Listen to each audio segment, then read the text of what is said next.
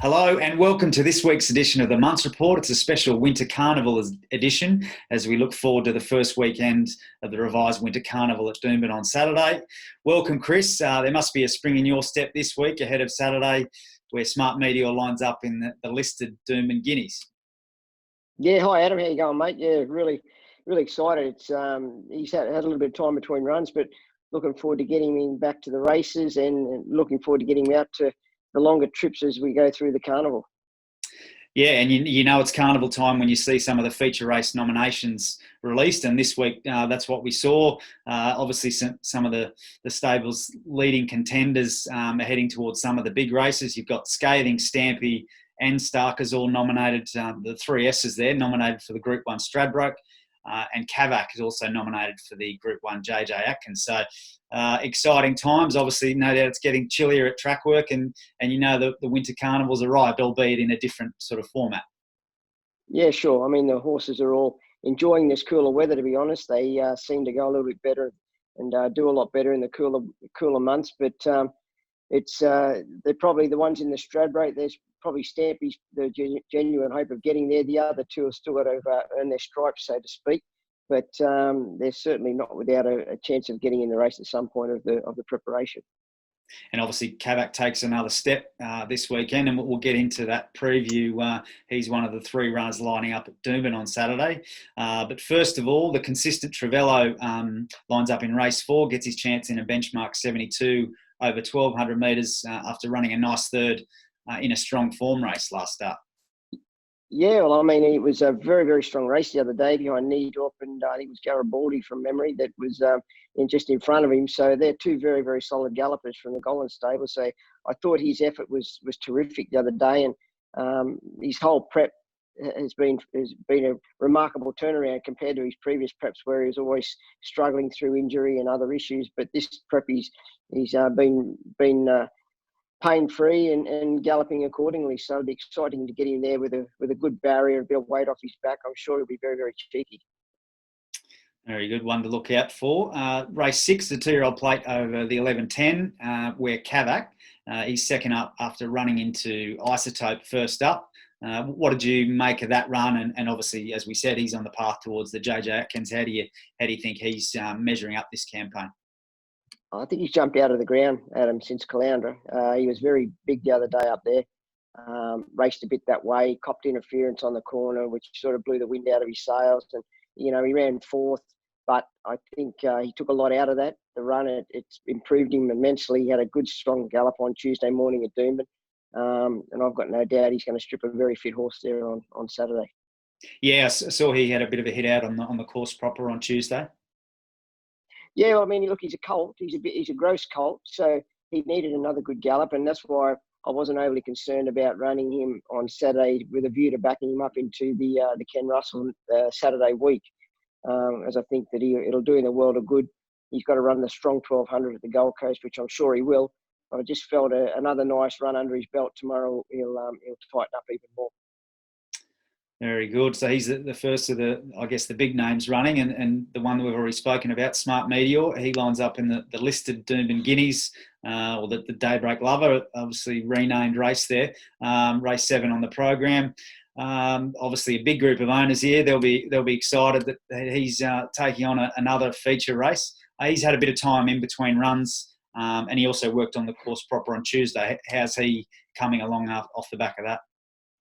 Yeah, well, he's coming on really well. I wasn't overly concerned about leaving him a month between runs. He's not a big gross horse, and he's pretty clean-winded. So I felt I could get enough into him on the track. Having said that, though, he is up in grade now, and you know, he's probably going to need a good gallop tomorrow over the mile to tighten him up. Then when he goes out to the 1800s and the 2000s, you know, his next 2 starts after Saturday. But he's a very good galloper, this guy, and he's on the right path. Yeah, it'll be exciting to see how he measures up there. So they're the 3 runners for the Doomben program. At the Gold Coast on Friday, you've got 3 runners heading down the M1. Obviously, this ties in with the lessening of the restrictions around the 2 metro zones regarding horse movement. And I take it that's made things a little bit easier as far as taking horses outside of the zones. Oh, well, it sure has, you know, and it's good to be able to find races that suit your horses and not be restricted to certain areas. And these races sort of came up with Metropolitan prize money that I thought suited these 3 runners tomorrow, and it's nice to be able to get them down there without having to take them down the night before as we previously had to. Yeah, sure. So the 3 runners, the first runner on the program, race 1, is a 3-year-old maiden plate. DREAMACE is second up over 1,100 metres. What did you make of his first up run? It was obviously on the soft track at the Sunshine Coast. Yeah, I thought he gave it out a little bit quicker than I would have liked. I expected him to sort of go on further into the race than what he did. So hence the reason I brought him back to 1,100. He's freshened up slightly. Might possibly ride him a little bit different tomorrow, just try and ride him a little bit more conservative and give him a chance to see if he can run on. And if that's the case, well, he's some chance of running into the prize money. But he's the sort of horse he's got to start to put his hand up and show where he's at. Okay, the next race, obviously no luck from the barrier gods here. Race 2, where DEGAS has entered in a maiden plate over 1,400. He was a recent trial winner, had to go back to the trials, but unfortunately drawn the car park there. Yeah, so, the form in the race suggests that he's probably going to be able to roll forward. I'm probably going to leave it till as late as tomorrow morning to make him a decision whether he actually runs or not. But, it's a shame because the horse is very fit and healthy and wanting to go to the races. As you said, we had to go back to the trials, which was understandable the way that he behaved at Doomben the start before. And he certainly improved a lot since then. We put a lot of hard work into him, just doing a lot of flat work and getting his mouth a bit better and steering and just doing a few different things to mix it up. And the horse has really appreciated it. He had a good trial the other week at Deagon and did everything right. So, yeah, it's certainly disappointing that he drew where he did. But having said that, if the map sort of suggests that he's going to be able to find the right sort of spot, he may still run.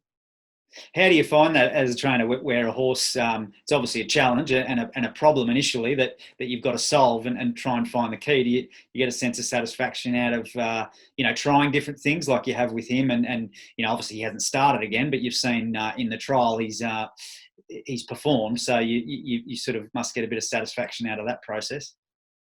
Oh, sure. And, like I say, he's a very fit horse now. That trial the other day certainly showed his fitness levels. But we've just tinkered with a few different things. I've got a young girl rides here and does a lot of eventing and a lot of flat work with horses. She's a very good dressage rider. She's done a lot of work on this guy to get him sort of listening to her a lot more in her hands and voice and just little things like that. And it certainly has paid off with him. He's a lot more relaxed horse now, and I'm sure he'll show that tomorrow. Yeah, interested to see how he goes if he does take his place. One who has drawn well is last up winner Spirit of Spree. Jumps from barrier 1 in race 7, which is a 3-year-old quality over the 1,400 metres, which is the same distance as the horse won at last up. Yeah, well, I scratched him from Caloundra on Wednesday. I just thought he wasn't well placed from the barrier and the weight that he had taking on older horses. And, he's still got a fair bit of weight tomorrow to have to lump, but he's only taking on 3-year-olds. And he has drawn a very good gate. So although he hasn't raced at the Gold Coast before, I think he's pretty sensible like that. He'll probably, he'll be just off midfield there somewhere. I kind of hope they roll along on a good solid gallop. And if they do that, he'll certainly be getting home pretty sharp. We know he's got a good turn of foot. Larry knows him very well and he'll give him a good ride.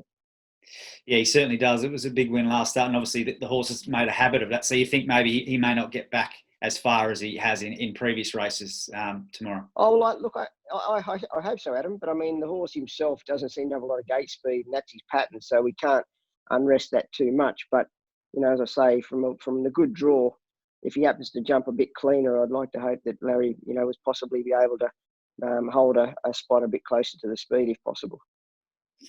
Very good. Well, they're the 3 runners at the Gold Coast. The final runner rounding out the weekend, or the extended weekend, is at Moolumbar on Monday. Continuum, who lines up in a 2-year-old handicap. How do you think Continuum measures up here? It's obviously a bit of a drop in grade.